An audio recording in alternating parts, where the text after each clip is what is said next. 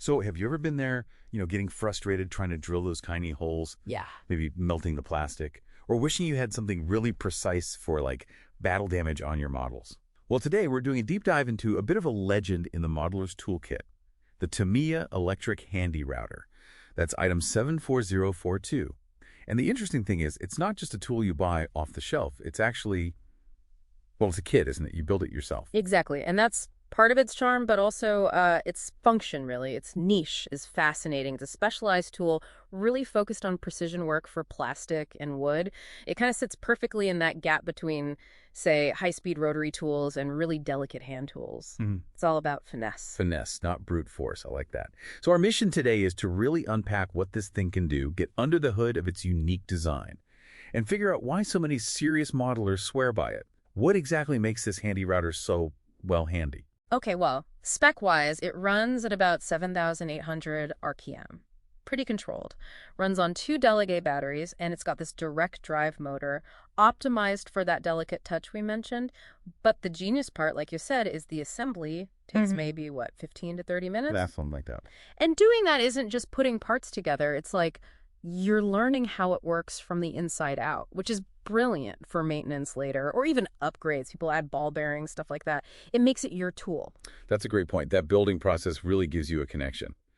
Okay, but before we get carried away dreaming about modifications, safety. We have to talk safety. Absolutely. Non-negotiable. Eye protection, always. First thing. Yeah. And remember, this is strictly for plastic and wood. Don't even think about using it on metal. Definitely not. And always clamp your workpiece, secure it in a vise or something. Make sure that bit is locked in tight. Safety first means you get the precision you want without accidents. Got it.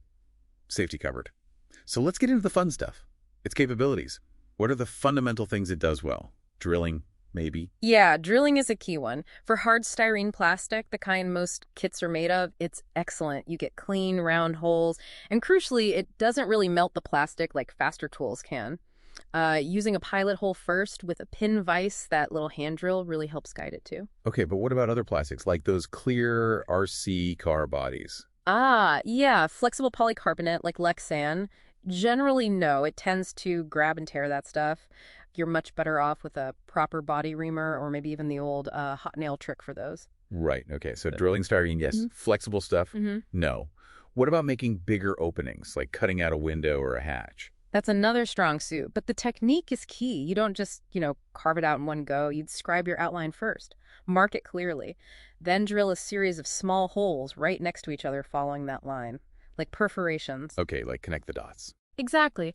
Then you use the router bit, maybe a cylindrical one, to carefully connect those holes and smooth out the edge. It's controlled removal. Makes sense. And just general shaping, cleaning up mold lines, that kind of thing. Perfect for that. That lower speed, the 7,800 RPM, is your friend here. It lets you remove material carefully without gouging the surface or, again, melting things, which is super easy to do with a Dremel if you're not careful. Okay, now for the really cool stuff I've seen people do. Battle damage. Texturing. How does this finesse tool do something so dramatic? Yeah, it's surprisingly versatile. For textures, like cast armor on a tank model, you can use a fine grit bit on putty that's cured, or even lightly stipple. Just tap the surface before it fully cures, because a great random texture. Clever. And battle damage. Oh yeah, spherical bits, conical bits, great for simulating bullet impacts or small shell hits. And here's a pro tip for scrapes and gouges. Rest of the bit on the surface, tool off, then just quickly pulse the trigger. So it kind of skips? Exactly. It skips and chatters, creating these really convincing random marks. Much more realistic than just trying to carve them. You can even use fine bits to carefully wear away paint for deep 3D chips.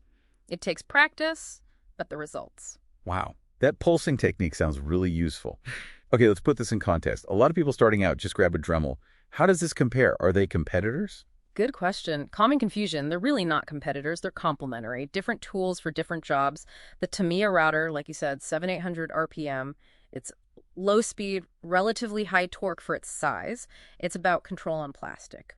Less melting. A Dremel. You're talking 35,000 RPM, maybe more. That's power. Great for grinding metal, heavy cutting, but way too fast and hot for delicate plastic work unless you're extremely careful. So Dremel for power, Tamiya router for finesse. Got it. What about its sibling, the Tamiya Handy Drill? Item 74041. They look similar. Yes. Also often confused. The handy drill is much slower, around 450 RPM. It's geared down. It is purely for drilling holes. What? That's its job. Lower speed, more torque specifically for drilling. The handy router, 7,800 RPM, direct drive. That's for shaping, modifying surfaces, light routing. Trying to use the drill for shaping will just stall it or burn it out. Using the router for just drilling lots of holes is kind of missing its point. So definitely not interchangeable. Not at all. And compared to a simple manual pin vise, is the router just a faster version? In a way, yeah. You could call it a battery-powered pin vise. It saves a lot of time and finger fatigue if you have many holes to drill, especially slightly larger ones. Yeah. It can also help prevent snapping tiny drill bits because the power is smooth. Yeah. But for that absolute ultimate precision, especially with micro-sized drill bits, sometimes the control of a manual pin vise is still unbeatable. You feel the material directly. Right. Okay, one more comparison, and this seems important. Scribing panel lines. Yeah. Can you use this router? Ooh, absolutely not. That's a critical distinction. Why not? It removes material, right? It removes material, yes, but it creates a relatively wide, kind of messy trench because the bit spins. It's designed for shaping, not creating fine, sharp lines. Okay. If you try to scribe panel lines with this, you'll just ruin the detail. For crisp panel lines, you absolutely need a dedicated manual scriber tool, no question. Okay, crystal clear. Routers for removing and shaping, scribers for lines. Any last quick tips for someone using this tool? Yeah, a couple. Pulse the trigger for really delicate bits. Don't just hold it down. Let the tool's speed do the work. Don't force it. Listen to the motor. It'll tell you if you're pushing too hard. And maintenance. Clean it out and use a bit of plastic-safe grease on those gears occasionally. It'll last you ages. Great tips. Okay, let's sort of wrap this up then. The Tamiya Electric Handy Router is clearly not just another power tool. It's really a specialized instrument, isn't it? Right. It's about finesse, precision, control, taking detailing to another level. Absolutely. And connecting it to the bigger picture for you, the listener. Using a tool like this effectively means moving beyond just snapping kits together. It opens the door to serious customization, weathering, hyper-realism. It's really for the modeler who understands when to use the right tool for the right job. It feels like less of a tool and more of a partner in the creative process, maybe. Something that helps bring out the artisan. Well said, yeah. Which leads to maybe a final thought for you to consider. Now that you understand what this specific, unique tool can really do, what its strengths are, what new level of intricate detail or maybe realistic weathering are you going to try on your next project?